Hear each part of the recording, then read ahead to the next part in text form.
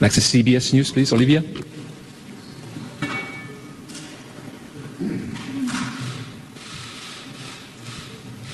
Thank you very much.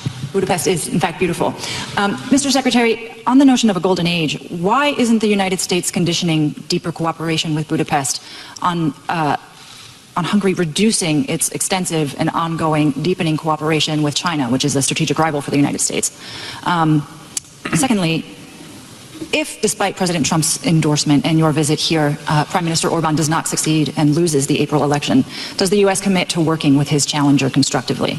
Prime Minister Orbán, do you commit to accepting electoral defeat if it happens? And to both of you, Prime Minister Orbán has said that the exemption that Hungary has been granted for Russian energy purchases is indefinite. The U.S. has said it was for 1 year. Which one is it? Thank you. All right, well, let me start by answering that question. First of all, so everybody can be very clear. I made this point repeatedly, I'll make it again. Under President Trump, it is our expectation that every nation on earth is going to act in their national interest. That's what nations are supposed to do. If the Prime Minister of Hungary does not act in the national interest of Hungary, he won't be Prime Minister for long. But who's going to act in the national interest of Hungary if their Prime Minister doesn't do it? If your government is not acting in your national interest, then who will? By the way, we feel the same way about America. So in those instances in which our national interest and some other countries' national interests are aligned, that is an opportunity for extraordinary partnership. And we have many, many areas where our national interests are aligned. Where they're not aligned, or where we have some differences, that's where that alignment and the other issues, that's where this relationship, that's where these deep ties to one another are so important, because that's where you can find accommodation, that's where you can hear each other out, that's where maybe you can work together on. But we're not asking any country in the world to isolate themselves from anybody. We understand that every country in the world has to deal with the reality of their geography, of their economy, of their history, and of the challenges of their future.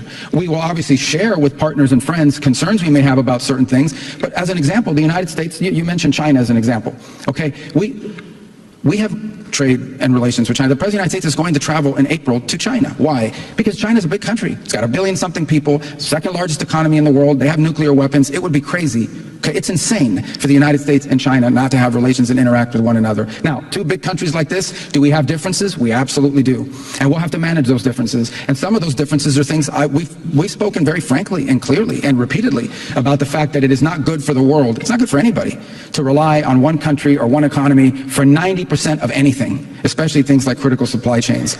This is a reality. We want to diversify supply chains around the world. We've spoken clearly about it. That's not an anti-China thing. That's just the reality that over-dependence on one source is not good, and especially when there's been a willingness in the past to use it as leverage against each other. But we expect it, we pursue these things within the context of the U.S. national interest, and that's why we met with the Chinese in South Korea earlier in the year, and were able to reach an understanding on some trade matters. That was a mutual interest between us and them. So geopolitics is difficult because it requires a little bit of maturity and seriousness. Okay, it requires a little bit of seriousness about these things have real implications, and the balancing of relations between nation states requires maturity and seriousness. So our relationship here, you asked the last question about it. Look, I'm just telling you guys what it is. Okay, the president has an extraordinarily close relationship to the prime minister. He does, and it has had tangible benefits in our relationship. I'm not going to speculate about the future. You know, what happens in this country is up to the voters of this country to determine and decide, and we love the people of Hungary. But there's no reason to sugarcoat it. I'm going to be very blunt with you. The prime minister and the president have a very, very close personal relationship and working relationship, and I think it has been beneficial to the our two countries. The sanctions waiver, is it a year?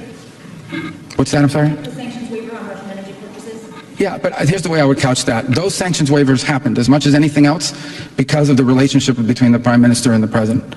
And so I think all I can tell you is that relationship and the importance of that relationship and the importance of that relationship to our bilateral relationship underpins the decision the president made. And I think we'll continue to underpin it as long as that relationship is a factor in our bilateral relations. Thank you very much, Your Excellency. So the answer to your question, for those who are relatively young, it's difficult to know the Hungarian modern political history. But if you look at it carefully, you see that I'm not just registered as the longest-serving prime minister in Europe, which means 20 years, but I'm the longest-serving leader of the opposition with 16 years, So I spent 16 years as leader of opposition. What does it mean? It means that sometimes I lose, sometimes I win. So don't be afraid what will be if we are not winning, because it's regularly happened here, at least 4 times already. So there is no need to be afraid what will happen in Hungary. The Hungarian democracy is very strong. And the government of this country is very strongly believe on democracy and competitiveness and competition in politics as well, as we have done in the last 35 years. So our record is very strong on the governmental side and on opposition side as well. So government will be created after the election in Hungary based on the intention of the Hungarian people, and Hungary as a country will remain strong anyway. Köszönöm szépen, az indexet kérem következő. Thank you very much. Now, Index is up next. This was one of those moments diplomats hate and viewers love. Standing in Budapest, Secretary of State Marco Rubio was asked a question almost designed to create tension. What would the Trump administration do if Hungarian Prime Minister Viktor Orbán loses his April election? And that question wasn't asked behind closed doors. It was asked right in front of Orbán himself. The room went quiet, and Rubio didn't dodge it. The question that changed the tone, 040 to 140, the reporter didn't stop there. She pressed Rubio on why the U.S. isn't conditioning closer ties with Hungary on reducing its cooperation with China, a strategic rival to the United States. She also raised the issue of Hungary's exemption for Russia energy purchases, asking whether that waiver was temporary or indefinite. In other words, this wasn't just about elections. It was about how far the Trump administration is willing to go to protect an ally, even one that openly defies Washington's preferences. Rubio's core message, national interest first, 140 to 250. Rubio's answer was blunt and revealing. He made it clear that under Donald Trump, the United States expects every country to act in its own national interest, including Hungary. Rubio said if a leader doesn't act in their country's interest, they won't stay in power for long. And the same logic, he added, applies to America. Where U.S. and Hungarian interests align, Rubio said there's opportunity for partnership. Where they don't, that's where diplomacy and negotiation come in. What Rubio didn't say was just as important. He made clear the U.S. is not demanding that Hungary isolate itself from China or anyone else, a sharp departure from the moral lecture style of past administrations. China, trade, and reality, 250 to 350. Rubio went even further.